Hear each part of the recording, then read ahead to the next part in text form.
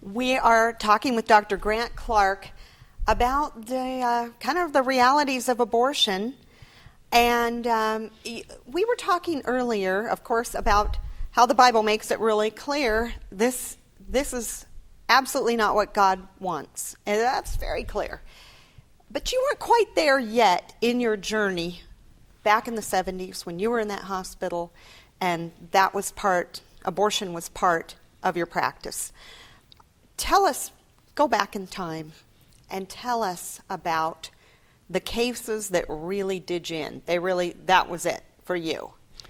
There were two cases that were significant in my life, and one of them was the beginning of an acceptance of second trimester abortions, which were accomplished by putting a needle inside of the uterus, draining off some fluid to make sure that you were in the uterus, not the bladder or somewhere else with your needle, and injecting into the uterus a very strong salt solution, which would cause A, the baby to die, and B, contractions to begin very shortly after the salt solution was in there, and the mother would then abort the baby.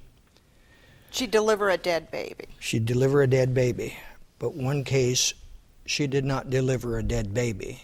It was a live baby that she delivered. And do they not have their skin burned? The skin was burned. It was hard to look at and hard to realize that I had killed a near-term baby.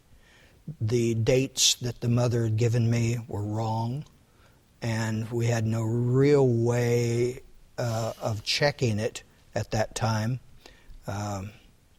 Ultrasound and stuff has come in since then, so you can date a baby's age fairly well, but not back then. And the baby was born alive and lived for an hour. Was it a girl or a boy? I don't remember, and I didn't want to remember.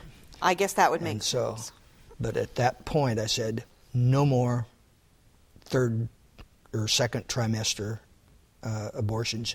You can't tell, and you cannot get dates that are correct necessarily. Maybe shouldn't know.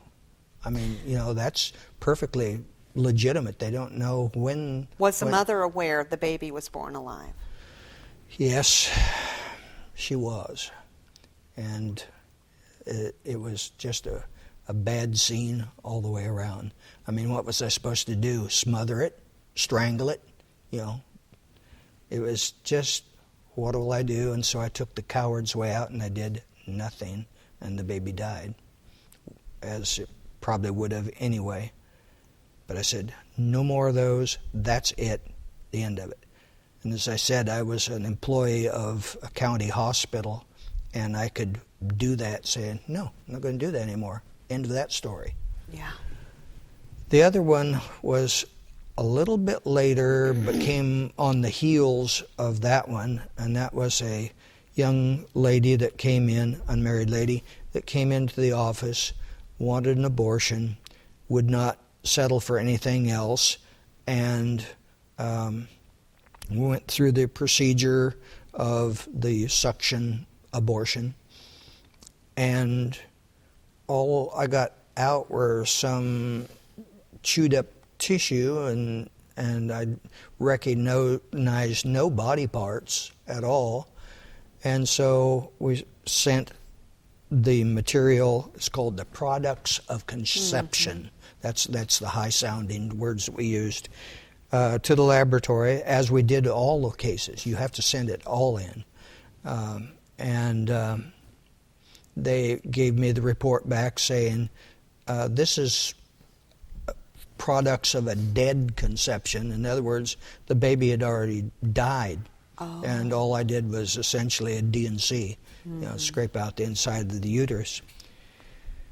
Well, some months later, she gave birth to a full-term normal child.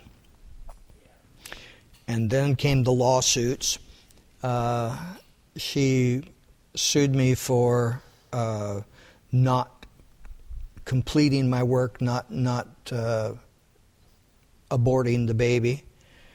And she also sued me for 18 to 20 years of child rearing costs. And then she sued me for all the pain and anguish that she went through for having to go through labor. And I talked to my lawyer about it, and I said, wait a minute, what pain did she go through that she would not have normally gone through had there been no attempt at abortion? So what happened? Number two, well, she had to have 2 uteruses. Is the only way you can do that. Oh, for heaven's sake. It's called a bifid uterus. That's the only thing that would make sense of being able to suction out. So she had a baby that died, and she didn't know she had another one living in her at the same time. That way, or you can do it, part of the products, part of the afterbirth was in the second part of the uterus. So I don't know how it happened, but So she was upset because somehow she still had a live baby. Yes. This is why this woman was all upset that she gave birth to a healthy live child? I talked that over with a lawyer, saying, what happened here is the absolute normal way that a pregnancy is supposed to end. In what way is it malpractice for it to end up totally normally? Then the other thing is, she adopted out the baby and still sued me for child rearing charges between age 1 and 0 and 21 years of age. So you're saying this experience puts you up close and personal with a mother so intent on the death of her child. And also so intent of making money out of it. And making money out of it the lawyer, if it didn't die. I mean, these people are really out there.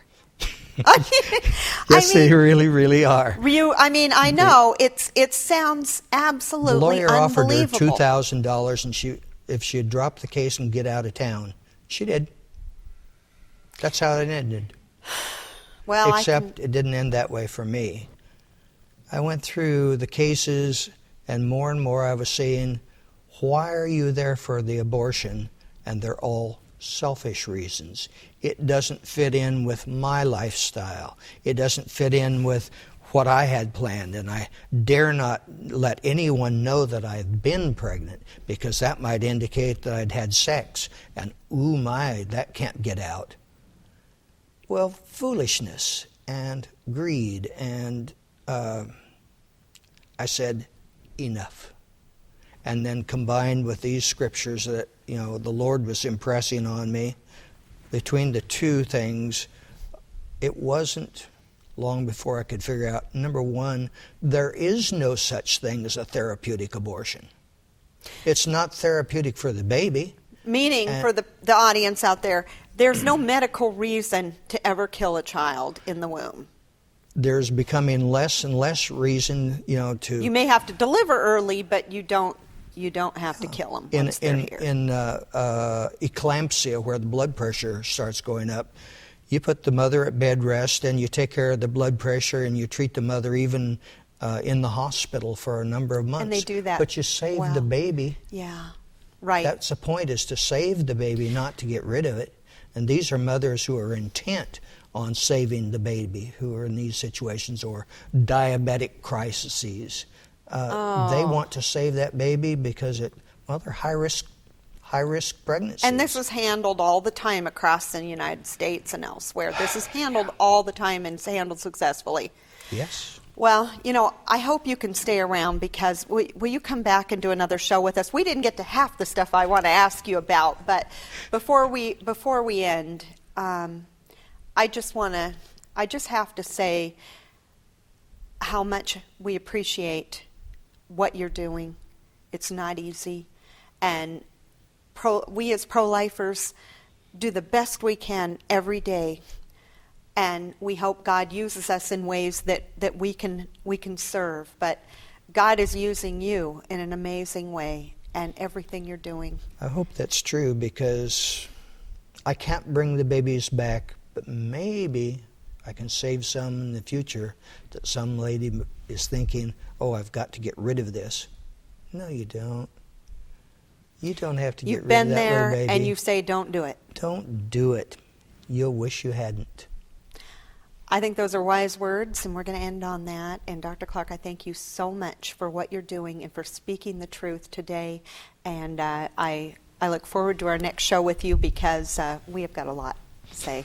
Thank you so much. You're welcome.